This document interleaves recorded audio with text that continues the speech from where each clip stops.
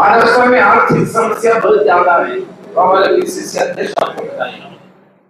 आर्थिक समस्या को हल करने के लिए कोई काम नहीं हुआ। प्रगति के रास्ते में प्रदेश को चलाने के कोई कार्यक्रम नहीं चला, केवल राजनीतिक लाभ उठाने के लिए कार्यक्रम उन्होंने बताते हैं, लेकिन उसको लागू करने में कोई उत्साह नहीं। इन परिस्थिति में महा विकास आघाड़ी लोगों के सामने हमारा मैनिफेस्टो प्रस्तुत करेंगे। वो मैनिफेस्टो और गारंटी प्रस्तुत करेंगे। वो मैनिफेस्टो के आधार पे हम लोग काम करेंगे। महा विकास आघाड़ी की सीट शेयरिंग की चर्चा एक बार हुआ है, 7 तारीख को पहली मीटिंग हुई।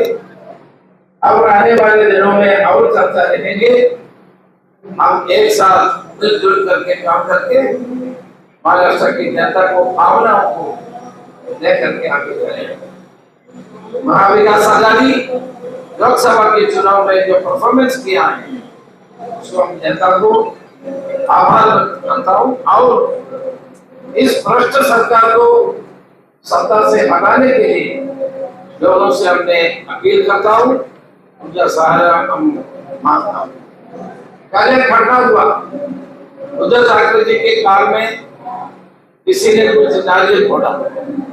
हम इसको निंदा करता हूँ, ये गलत बात है। राजनीति में ये सारे इसको छोड़ना चाहिए। महाराष्ट्र और हमारे देश में राजनीति में ऐसी घटना को निंदा, सारे लोग निंदा करना चाहिए। ऐसा होना भी ठीक नहीं है। कांग्रेस और महाविकास आघाड़ी इसको पूरी तरह निंदा करते हैं। मराठवाडा हे खऱ्या अर्थानं संतांची भूमिका आहे, योद्ध्यांची भूमिका आहे, स्वातंत्र्यवीरांची भूमिका आहे आणि लोकशाही आल्यानंतर या ठिकाणी शंकरराव चव्हाण साहेब असतील, निलंगेकर साहेब असतील, विलासराव देशमुख साहेब असतील, असे नेतृत्व राज्याला नव्हे तर देशाला देण्याचं काम या मराठवाड्याच्या भूमीतून झालेलं आहे। पण आपण आता पाहतोय की मराठवाड्याच्या सांस्कृतिक व्यवस्थेला, सामाजिक व्यवस्थेला मोठ्या प्रमाणात खोक्याचं आणि बीजेपीचं केंद्रातलं आणि राज्यातलं सरकार या व्यवस्थेला डॅमेज करताना आपण पाहतोय। एकीकडे मी सांगितलेल्या नेत्यांचं विकासाचं विजन आणि आता जे काही बीजेपी आणि खोक्याच्या व्यवस्थेने निर्माण झालेल्या लोकप्रतिनिधीच्या व्यवस्थेमध्ये आपण चित्र पाहिलं। विकासाच्या नावाने खड्डे, विकासाच्या नावाने थट्टा, विकासाच्या नावाने कर्तृत्वाची थट्टा, अशा पद्धतीचं चित्र संपूर्ण मराठवाड्यात आम्हाला पाहायला मिळतंय। लोकसभेच्या निवडणुकातही ती भूमिका आम्ही लोकांसमोर मांडली आणि लोकांनी ते मान्य केलं आणि मराठवाड्यामध्ये एक छत्रपती संभाजीनगरची जागा सोडली तर या भाजपला आणि महायुतीच्या विचाराला लोकांनी मराठवाड्याच्या नापसंती दाखवलेली आहे। हे चित्र आपण पाहतोय जनमताच्या माध्यमातून। एक मराठवाड्यामध्ये आता परिवर्तनाची लढत सुरू झालेली आहे, हेही आपण पाहतोय। ज्या नांदेड शहरामध्ये आपण बसलेलो आहोत, या शहरामध्ये मी अनेकदा आलो, नांदेड जिल्ह्यात अनेकदा आलो, प्रदेश अध्यक्ष म्हणूनही आलो आणि महाराष्ट्राच्या विधिमंडळात काम करत असताना अनेकदा या ठिकाणी येण्याची संधी लाभली। आज नांदेड शहरामध्ये आपण पाहतोय, नांदेड जिल्ह्यात पाहतोय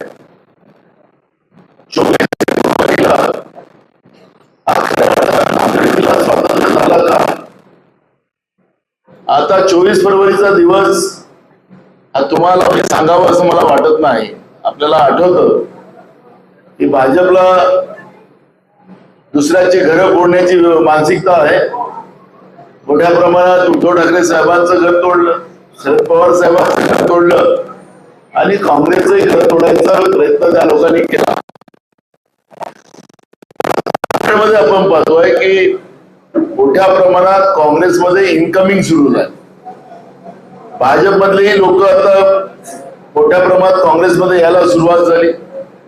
24 फरवरीचा दिवस 24 फरवरी 2024 हा दिवस हा काँग्रेसच्या उत्थानाचा दिवस मराठवाड्यातला झाला असेल असं म्हटलं तर वावगं ठरणार. या 3 लोकसभेच्या निवडणुका काँग्रेस पक्षाने मराठवाड्यात लढला, त्या 3च्या 3 100% निकाल हा काँग्रेसच्या बाजूने आला. ज्या मराठवाड्यामध्ये काँग्रेस लोकसभेमध्ये शून्य झाली होती, त्या मराठवाड्यामध्ये काँग्रेस 100% निकालामध्ये पुढे आली. म्हणजे जो लॅकुना होता तो भाजपने घेऊन गेला, म्हणून भाजपचाही धन्यवाद म्हणावं लागेल.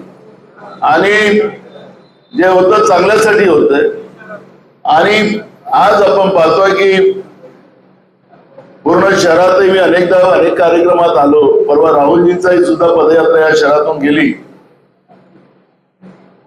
जेवढं स्वागताचे बॅनर मोनापल्लीच्या खातीर लावले गेले नव्हते, आज पूर्ण शहर सजवलं काँग्रेसची, अशा पद्धतीची व्यवस्था आपण पाहतोय. त्याच्यामुळे मी तुम्हाला एवढाच विश्वास देतो की मराठवाड्याच्या विकासाचा जो पाया शंकरराव चव्हाण साहेबांपासून तर विधानसभा देशमुख साहेबांपर्यंत ठेवला गेलेला होता, त्याला स्थापित करण्याचं आणि त्याच पद्धतीनं मराठवाड्यामध्ये सामाजिक एकात्मता, सांस्कृतिक एकात्मता हे निर्माण करण्याचा संकल्प आज नांदेडमध्ये काँग्रेस पक्षाच्या वतीनं मी जाहीर करतो. आणि मराठवाड्याची जनता काँग्रेस आणि महाविकास आघाडीच्या सोबत या विधानसभेतही राहील असा विश्वास आमचा आहे. आणि त्या पद्धतीचा कौल या मराठवाड्यात आम्ही पाहतोय. ज्या नेतृत्वामध्ये बीजेपी निवडणूक लढत होती, नरेंद्र मोदींच्या लाटेमध्ये 2014 आणि 2019 मध्ये भाजप सत्तेत आले. कधी नव्हे भाजपला एवढ्या प्रमाणात महाराष्ट्रामध्ये लोकसभा असो किंवा विधानसभा असो, या स्थानिक स्वराज्य संस्था असो, याच्यामध्ये त्यांना संधी मिळाली. आणि नरेंद्र मोदी हे त्यांचे आयकॉन होते. आपण पाहिलं असेल एडनबर्गचा जो रिपोर्ट काल आला, पुन्हा अडाणीने त्यावेळेस सांगितलं की मी त्यांना कोर्टात दिसतो. अडाणी कोर्टात नाही गेले. कालच्या रिपोर्ट मध्ये त्यांनी सेबीच्या प्रमुखालाच पकडलं. सेबीचा कंट्रोल हा नरेंद्र मोदी म्हणजे प्रधानमंत्र्यांच्या ताब्यात असतो. सेबी आणि अडाणी देशातल्या पैशाचं काळा ऍडजस्ट करतो, हा त्याचा अर्थ आहे.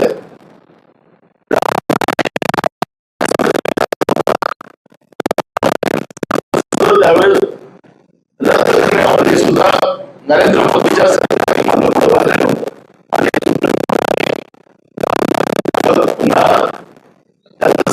त्यांना वापस दिलं. म्हणजे देश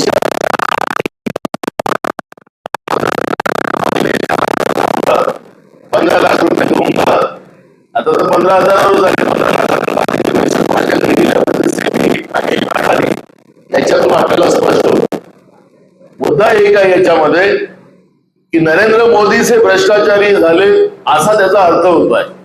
सेबीवर डायरेक्ट समजा अटॅक होत असेल, सुप्रीम कोर्टाने त्यावेळेस सेबीच्या अधिकाऱ्यांना फटकारलं होतं, तुम्ही का झोपले होतात, हे सगळ्या उलाढाली चालल्या होत्या पैशाच्या, अशा पद्धतीचं सुप्रीम कोर्टाने त्यांना फटकारलं होतं. पण सेबी बोलायला तयार आहे. पण आता सेबीचा खरा चेहरा कालच्या एडनबर्गच्या रिपोर्टमध्ये स्पष्ट झालेला आहे.